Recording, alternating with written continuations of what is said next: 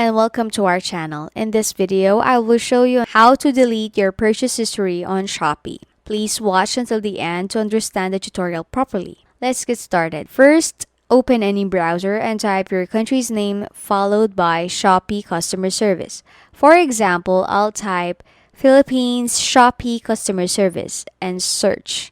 Tap on the first link that says Shopee Philippine Help Center.